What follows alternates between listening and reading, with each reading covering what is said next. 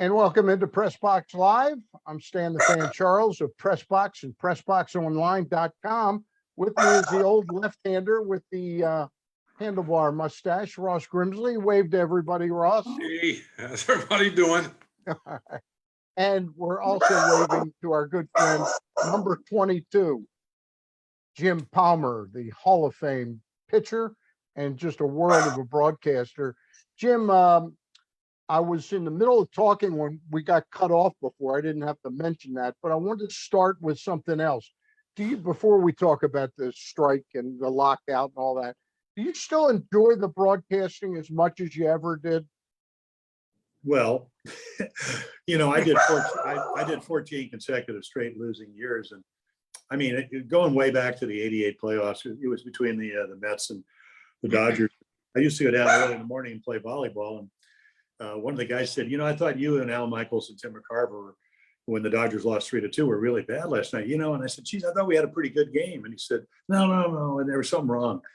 And then the next night, the Dodgers win 9-4. And I come back down to play volleyball. And the guy goes, you were fabulous. And I said, well, I mean, maybe because your team won, I thought that, we covered everything 3-2. McCarver played in 4 different decades, and Al Michaels is Al Michaels, and so on and so on. So, I do 14 straight consecutive years with the Orioles, and I figured fans must really think I'm bad. But, lately it hasn't been that easy because, it's never hard to do the games because, Ross knows this. We love the game of baseball. We played it when we were kids. We're talking about it, when we're in our 70s. Obviously, I think fans enjoy broadcast more when you win or your team is competitive. So, hopefully, I'm not saying, I have no idea if the Orioles will be better in 2022, but I do think there'll be probably more parity in the American League East. So therefore, if they pitch better, they had the highest earned run average in the history of the franchise. They got outscored by 297 runs, the most in baseball. If they can change those numbers, and how do you do that? Well, Rutschman gets to come. We don't have to watch Pedro Severino catch anymore because, he was, listen, he had a lot of enthusiasm and nice guy. You got to have somebody. Morris knows this as well as I do. You got to have somebody that can do all the little things. And, Rick Dempsey, we always used to kid him, but the one thing about Demper, he was smart enough to understand, listen, you guys have been around, you've won 20 games. Tell me what to put down. I'll block the plate. I'll throw guys out. I'll run through the screen for you. And, then somehow you'll let me be the MVP in the 83 World Series. So, to answer your question, I'm looking forward to this year. I hope the Orioles will be a little bit better. And I hope they'll be a little more competitive. Now, whether that happens, I say this every year, that's up to them. How before I turn you over to Ross, and we'll talk a little bit about the lockout, I'm sure, but how is the pandemic and the fact you don't travel, you don't have quite as much rubbing elbows with players, I guess, how is that affecting your job? Well, it makes it more difficult. When you're doing they say the Orioles are in Fenway and you're doing a game in Baltimore, first of all, we turn around, we're not, so we're at Camden Yards, but we're looking back towards the back of the broadcasting booth. So you have the monitors that the people and, watching at home see, and then you have 6 or 7 other monitors that give you piecemeal shots of Fenway Park or Yankee Stadium or whatever the Orioles are playing, but it doesn't give you real time. So in other words, when you're doing a game at Camden Yards and the Orioles are at home, balls, you're watching the monitor, but you're also looking over the monitors. You're kind of seeing what kind of jump the right fielder or the center fielder got, whether the ball was hit hard or not. It's much, much more difficult. And then of course, there's nothing like going to Yankee Stadium or Fenway Park, as a player or as a broadcaster, because, we used to go there. I think they respected the Orioles, but they didn't really like to see us win. So I think it just makes the broadcasting a little bit more difficult. But, again, they're doing it for the right reasons. It'll be very interesting to see if they travel this year. The Omicron variant's supposed to be kind of, slowing down, hopefully. But I think the only team that I remember, maybe it was Atlanta Braves that came to Baltimore last year and did radio. So not the television, but did the radio. So kind of looking forward to seeing how the Orioles actually do it. Ross, go ahead. I know you got Cakes, you see where they're moving the left field fence back and raising it. Obviously, and I've mentioned this. I mentioned it several years ago. I don't, Stan, I don't know if you remember, we went out at Pappas having a question and answer, and one of the Oriole front office people were there. And I made the comment, I said, your free agent pitchers don't want to come to Baltimore. They don't want to pitch in that bandbox. You make bad pitches or you make good pitches and they hit them out. And the free agents don't want to come. And the gentleman goes, well, I have to disagree with Ross. A lot of pitchers want to come here. I looked up, I go, who? Anybody of any quality. But anyway, getting to that, this is something that I thought should have been done a long time ago. And I mentioned it. And I think with the 30 feet back, 12 feet high, I think it's really going to help the pitchers. They'll be more aggressive. They won't give that little cheap shots all the time. And I think it'll entice some free agents to come there. What are your thoughts on this? Well, we were doing a day game, and we're at the ballpark, even in the pandemic last year, a couple hours early, and clubs on the road, and they were having like a tryout. And I saw Michael Elias on the field, so I called him and we were talking, and he said, we're contemplating maybe moving the fences back to Camden Yards. Now, they did it one other time when they wanted Mike Messina to, stay in Baltimore. And as it turns out, he, they signed the, $87 or $88 million deal and went to the Yankees. I think one of the big mistakes the Orioles made. But, so they moved it back 8 feet by moving home place back. But this is a monumental change.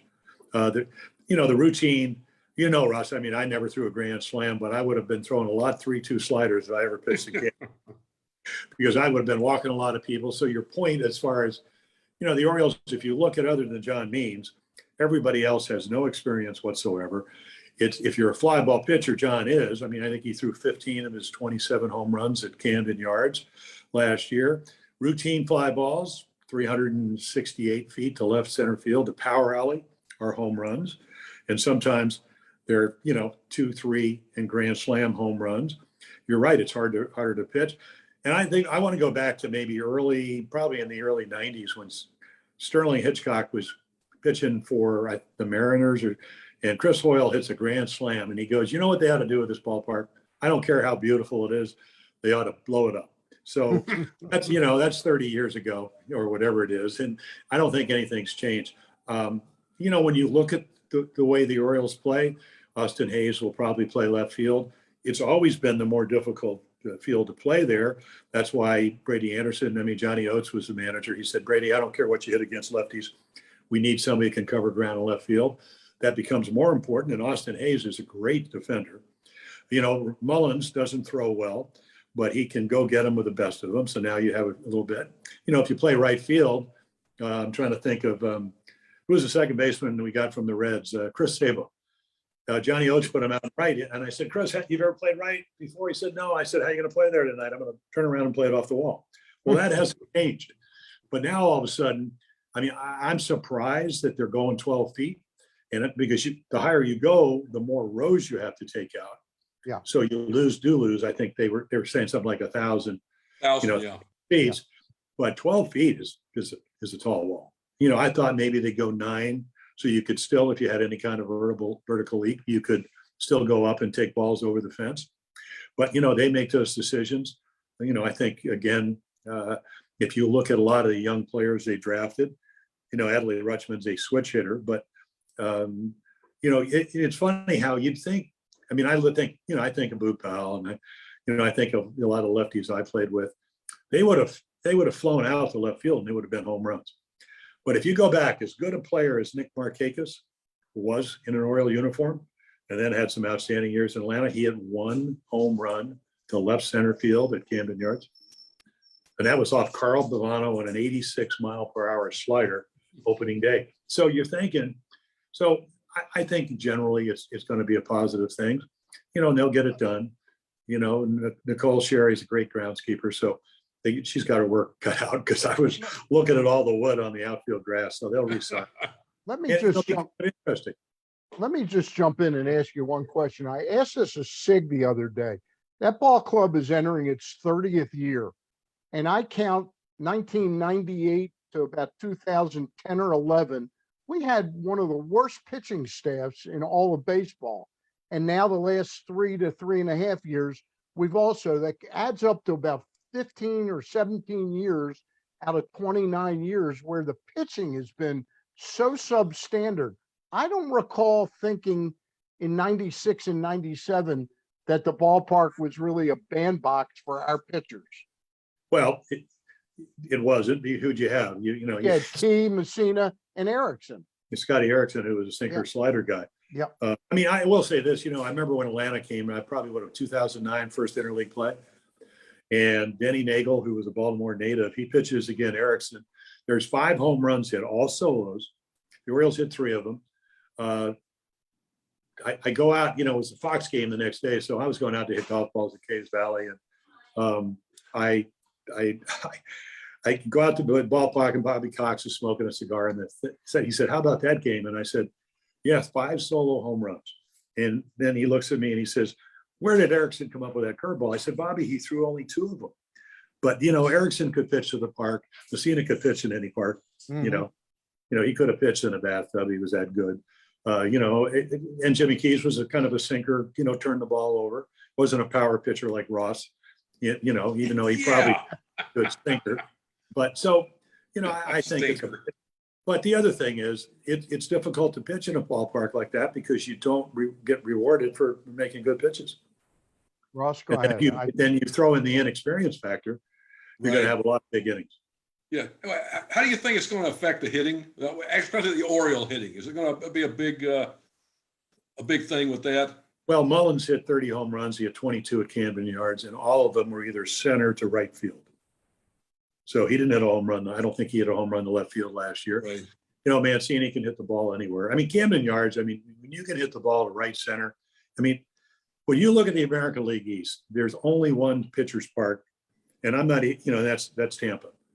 And if you look at Tampa, they had a 2.93 home ERA and their ERA on the road. Not that they played all their games in the American League East and didn't play in the Central and the West, was over 4 runs a game. So what kind of park you pitch in does have a big advantage. Go back to Memorial Stadium. When I started, it was 387 to the power alleys, and they actually brought the fences in to 378. Why? I don't know. But I will bet this, with Sigmaidall doing all the analytics, now he's got, 21 other guys to Yeah. help. They have looked at the fly ball ratio. They have looked at what home runs, what fly balls would have been, in Camden Yards versus on the road. And they made the decision, not only, who wants to give up 297 runs more than the other teams? Right. And it all happened at Camden Yards. They just want fans to come to Camden Yards. You're going to still see a very beautiful ballpark, and you're still going to, hopefully the club will play and be more competitive. Cakes, well, what's your take on the Orioles getting involved in the international signing? I think they spent over $6 million on these kids in Venezuela and Latin America. What is your take on that? Well, just look around, Ross. Yeah, no, I know. Yeah, it's funny. We used to ride the bus from the hotel up to Yankee Stadium, and I used to say, Dan, I said, why are other teams spending, $2.5 million? If you look at Sanchez, even though he struggled with the Yankees, but he's a pretty good hitter, that was $3 million. And he says, "Oh, it's a lottery. It's like winning the lottery." And I said, "Yeah, but when you win the lottery, God, you feel so good about yourself." If you look at the Gleyber Torres, was another guy. If you looked at, the Atlanta wins the World Series. They had a number. Albies was a guy, I think $350,000. So, there's some bargains. I know the Orioles. They got Prieto out of Cuba. He's a little bit older at 22. I think one of the kids is 16. So it'll probably be 2, 3, 4 years till you actually see him, hopefully in the major league uniform. But it's not like we all didn't. It's not like Buck, and it's not like Dave Wallace and Dom Cheedy and myself went to Peter Angelos and said, "Hey, we need to get involved, in not only having scouts, because a lot of the scouts were let go, but also in the international game. Because all you got to do is look around and see the teams that are beating you." Yeah, there's no question. The years that Dan was general manager, Peter just wasn't a believer in that. He saw the seamy side of that and didn't want to attach himself. Well, but I asked Peter one day, I went up there on a Saturday morning, and Dave Wallace, who ran the Mets and the Dodgers, and Dom Cheedy, who was with Texas and in the front office, and also they were our pitching coaches. he was also with Atlanta. They went up and talked to him, and I said, Peter, it's not only that, it's where we spent all the money on our United States draftees. I said, you need to have you see that conference table? You need to get everybody in this room, and you need to have a discussion, because we spent $27 million over the last 6-7 years, and where are the players? That's all. You listen. I signed a year before the draft, but if you looked at Boog and McNally, and you looked at Etchebarren, bonus kids, you looked at Davy Johnson, bonus kid, Larry Haney, never had a great career. I mean, was the last out of my no-hitter, so I love him for that. But, you had a lot of guys, everybody, they had to spend money to get them. And, then you look around, and then, you saw Bobby Grich, high draft choice, you saw Don Baylor, you saw Brian Roberts. You have to draft well. You have to get athletic players. And it's almost like we got away from that. When we signed, I remember, I'm trying to think of he went up to Philadelphia, but he was our draft, our draft. Joe Jordan. Joe Jordan. So I said, tell me about Brian Manis. He goes, best curveball and changeup in the draft. I said, Joe, I don't want to hear that. I want to hear 5 to 97 with a changeup and a curveball that, that you can work on. So, hopefully, I mean, the Orioles, this is going to be the third year they've drafted either number 1 or number 2. Yeah. Hopefully they've done a good job. Ross knows as well as I do. Cal Ripken Sr. used to always say they're suspects and they're prospects. And usually the suspects are not the guys you give $6 or $7 or $8 million to. So the Orioles have spent a lot of money, on the Kausers of the world. Hopefully Hurstad will get well and come back and show him he can play. And then Adley Rutschman, I mean, anytime you can get a guy that goes number 1 in the country, that is a switch hitting catcher that apparently is very invested in making your pitching staff the best they can be, you sign the right guy. Now, he's still got to come to the big leagues, but I cannot imagine that he is not on the opening day roster, or at least April 15th or whatever. We don't know what's going to happen with the CBA and the lockout, but if they can't orchestrate, keeping a guy and getting him a next year, there's no way in the world he's not on the major league roster early in the season this year. That's the way I see it. That's the way I see it. Tim, let's talk a little bit about the 10,000-pound elephant in the room. We're at January 17th today. Spring training is supposed to start in 3.5 weeks. I think we know that that's probably not going to happen. When do you think we'll see baseball, and do you think the regular season and significant parts of spring training are going to be impacted by this? Well, how much do you care about the fan base? Yeah. I mean, when it affects, it affects cities in Arizona and Florida that have spent millions and millions of dollars to have ballparks and facilities. The Orioles, they $35 million to give them the state of Florida, the facility in Sarasota. So tourism, restaurants, people that work there. I mean, it affects so many people. There's plenty of money. And what disappoints me, and the Orioles, certainly don't, want you to trash, baseball or the owners or whatever. There's plenty of money to come to a decision. And, are you going to try to, if you're going to try to come to a conclusion sooner or later, and I'm not saying you do get yourself into a bad deal again. I think the players felt they were taking advantage. But, I wrote some stuff down, obviously. What the players, they want to, I can't imagine they're going to lessen the 6 years for free agency.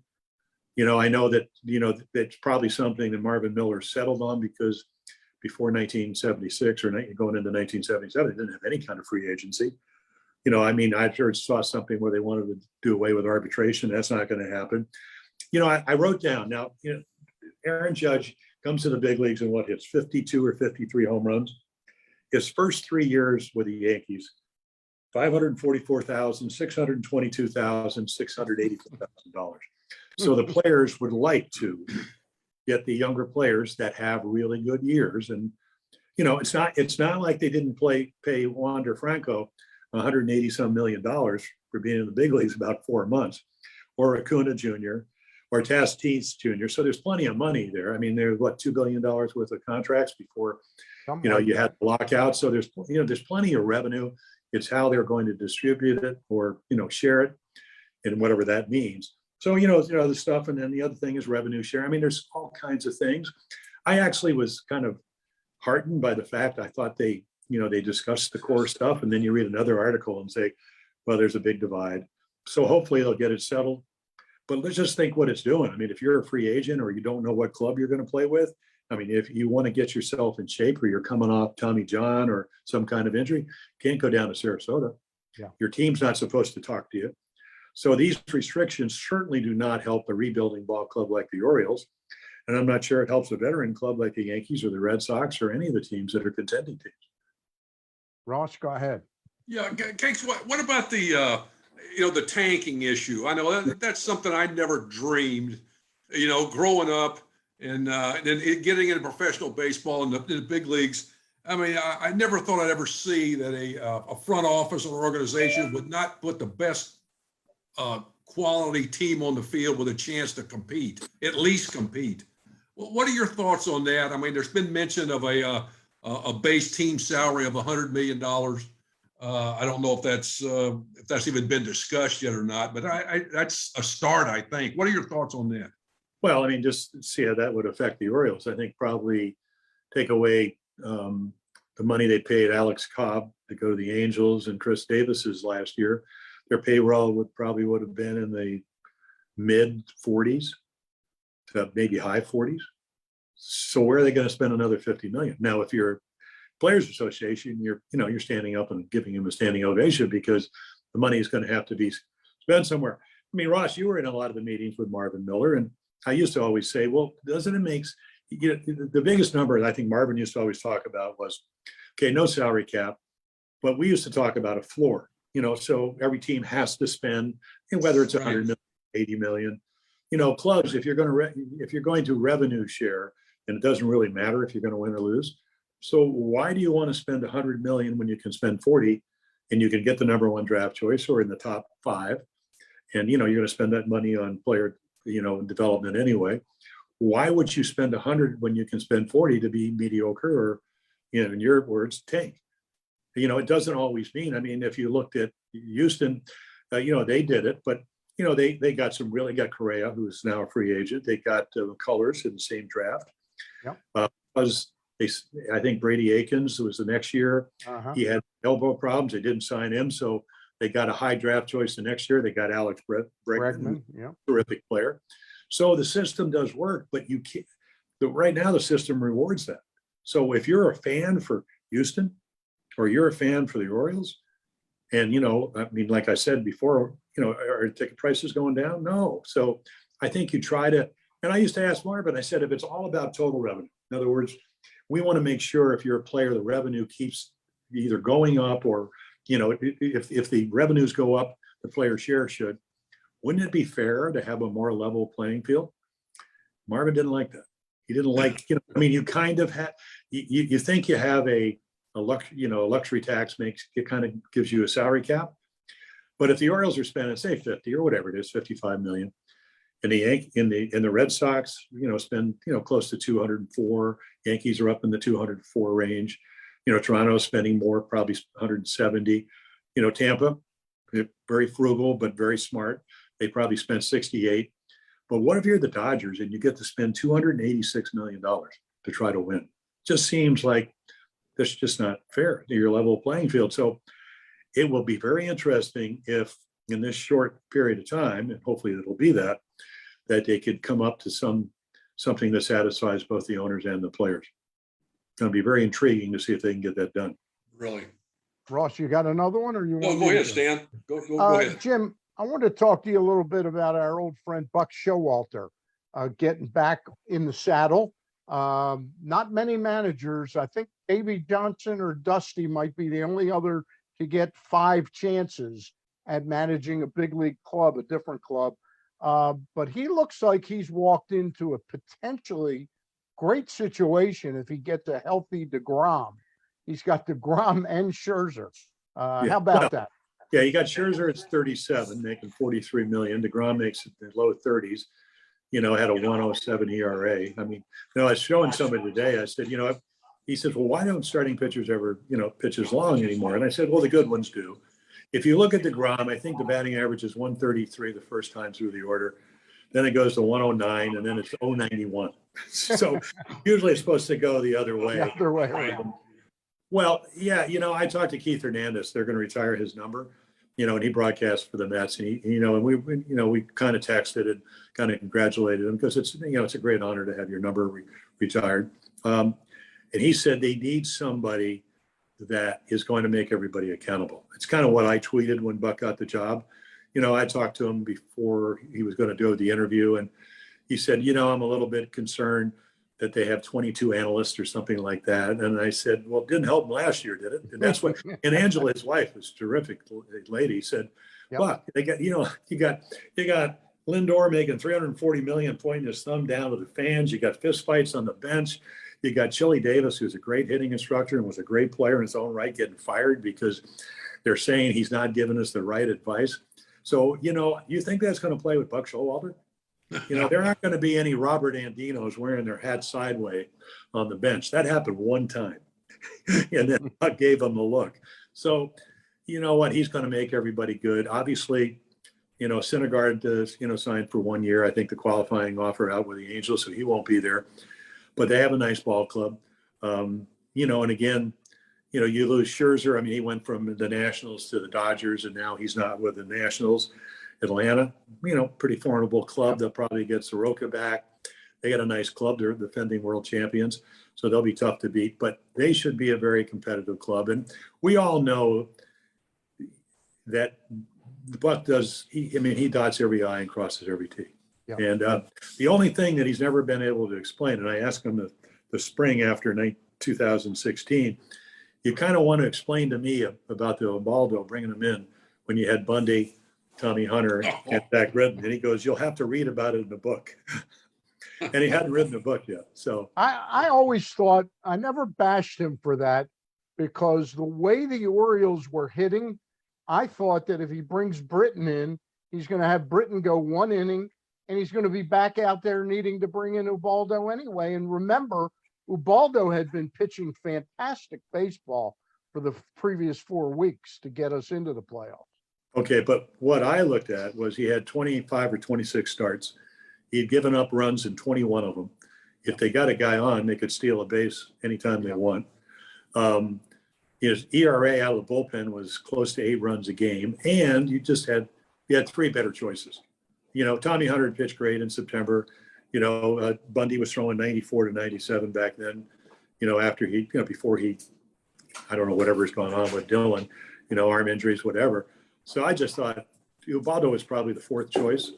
But, it didn't work out. And it would have been very simple saying, you know what, I thought he'd pitch better and he didn't. But he just never addressed it. He was never clear cut as to why. No. Hey, I want to ask you the flip side of Buck Showalter. And we've got about 5 more minutes. You okay for 5 more minutes, Jim? 5 minutes on Buck?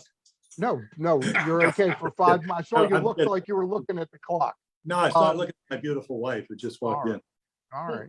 Hello, beautiful Mrs. Palmer. Hello. The flip side of Buck Showalter is our old friend Dan Duquette.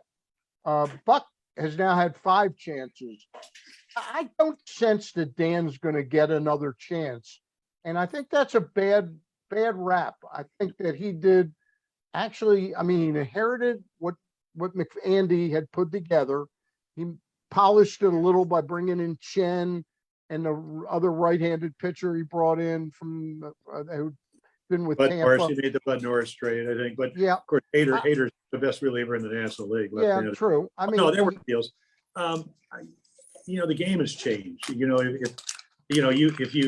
you're going to be a manager with Buck, listen, I think Buck Showalter will accept as much knowledge and information as you will give him. Yeah. But you better not walk into his managerial room and say, well, I think, our analytics say this. It better play. It's just, and there's no, so, that's the way Buck is. With Dan Duquette, I think if you're going to run a ball club down, you really have to be a guy like Mike Elias. It's funny. Mike Elias, he believes in analytics, and there's nothing wrong with that. Yeah. He believes in scouting because his background with the Cardinals and then to Houston, he was director of scouting, and he became, he was a pitcher out of I think Yale. So I think you have to be able to embrace all those things, and I'm not sure that Dan couldn't do it. I'm not sure that Dan wants to do it. I mean, I really, I always ask him about the Ubaldo deal because, he had one good month and they invested $50 million into a guy that had a 109 ERA in the month of September, went 4-0. And I asked, Dave E. Wallace, who a great pitching guru, I said, what'd you say? He said, I'd give him a 1-year flyer. I went to Dom Cheedy, who again, great scout and pitching guy. He said I wouldn't have touched him with a 10-foot pole. So every time I would say that, Dan would go, do you have to keep bringing it up? And I said, well, did you have to keep signing him? But he would say it laughing. He tried to make the ball club work, be better, and it didn't work. So I don't, Dan, I have a lot of respect for Dan because he's a baseball lifer. Yep. And I'm sure he's doing something that's productive. I mean, didn't he run a baseball camp up in New England? Yeah. So, he's moved to Wilmington, North Carolina. He's now living in Wilmington. Yeah. Better taxes in North Carolina. Probably. Big time. Ross, you got a couple more for Jim? I got one question, and Better be good. Now, look, I think most of us all believe in equal rights. We believe in women's rights. When are we going to have a woman manager in the big leagues? Oh, my wife raised her hand. I feel like I could do Barking. it. She's barking at that. Hey, her dad was professor emeritus at Texas A&M, wrote 25 books. So if you want analytics, if you want civil engineering, Oh, no, we're not doing anything. no, she said we're not doing analytics. Listen, I think it's great. I know, there have been a couple of women that just been hired as hitting Right. instructors and coaches and all that. Hey, it's great. But managing, But the Yankees just hired a woman to manage one of their. no, you A-ball. Ross said in the big leagues. Okay. No, I just. See, I was going to go there first. I think her See name what is it- Rachel Balkovich, I think. Yeah. So hey, if she does a good enough job at Tampa, and they move her to AA, and then she goes to AAA, and then she's a bench coach in the big leagues, you never know. No, you don't. I mean, you really don't. I think you probably have a better chance. We always would talk about, okay, so when is a woman ever going to play in the big leagues? Because when I did the Little League World Series for ABC, I'd go up to Williamsport and they'd have some second basemen. Of course, you're 11 and 12 years old, and you probably, some kids have matured more than others. And we always said it's going to be, it's going to be a second baseman or whatever. So I would probably say nobody's ever going to break DiMaggio's hit record. Nobody's ever going to break Cal's record. Nobody's going to get many hits as Pete Rose did with 4,291 or whatever it is. And I don't think a woman will ever play Major League Baseball, but probably have a better chance of managing than that. So there you go. There you go. Yeah. James Alvin Palmer. With equity in mind, of course. You look terrific, Jim. It's great to talk Right to you there. again. Happy, healthy New Year. We all have blemishes at our age now. We do. I joined the 70s club a week ago, I so know. I got I'm my own surprised issues. hey, Stan, I'm surprised you're not wearing black. Oh, Black. that's Stan the man? That's Stan the man. Oh, it's No, Alan. no, that's not No, Stan. Stan the fan. Stan the fan. Stan Stan the the fan. man. Stan the fan made a lot of But money. you know what she goes? She goes, that's Alan's brother. Right, that's my Yeah, Alan's is brother. that how you That's get right. referred to? Yeah. Hey, Jim, thanks a John. million for doing this, and hopefully we'll see you before too long. out Yeah, at the well, ballpark. let's all reconvene in Sarasota. All right. sounds Perfect. good. Right Okay, down the Ross. street. Hey, For Ross, wait a Go minute. ahead. Where's Ross? Yeah. Oh, there you go. There you go. Gee, All right. that's a big secret. He's, No, That's yeah, a big right. secret, and it's a big secret where I learned it from. he's But another loading- thing, I'm gonna leave you with this with analytics, the one thing. Okay, so you win what? You win 124 games in 99 with an ERA of about 3.8 runs a game. 20 games one year, 18 games another year. And your collective WAR over 11 years is only 5. Something wrong with the wins above replacement. 296 innings one year. You probably had a WAR of two games better than the average. What is going on? That's what I'd like to know. What's Who knows? going on? So I'll leave you. James, guys. James Alvin Palmer, thank you very much. Okay. be Thanks, careful. Cakes. We'll talk Happy to New you Year, soon. buddy. For Okay, Ross you too. Grimsley and Jim Palmer, I'm Stan the Fan. Charles Gary Stein on. And Thursday night, we've got Eric, wait a minute, let me get his first name. Elliot Steinmetz, the head men's basketball coach for Yeshiva University in New York City. They just had a 50-game winning streak broken up. Hello, Mrs. Palmer. Eddie, that's Eddie.